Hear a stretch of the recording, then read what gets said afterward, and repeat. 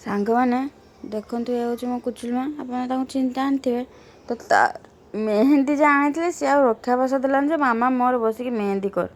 ମୁଁ ବି ବସିକି ତାର ଏବେ ମେହେନ୍ଦି ହିଁ ଆରମ୍ଭ କରୁଛି। ଆଉ ଦେଖନ୍ତୁ ତା ମେହେନ୍ଦି ଯେନ୍ ଆପଣଙ୍କୁ କେମିତି ଲାଗୁଛି।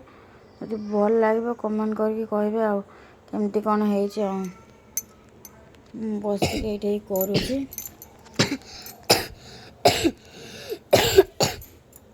ସାଙ୍ଗମାନେ ମୋତେ ବହୁତ ଥଣ୍ଡା ହେଇଯାଇଛି କହିତେ ପଡ଼ିବନି। ଦେଖ ମୋ ମମି କରୁଛନ୍ତି ତ।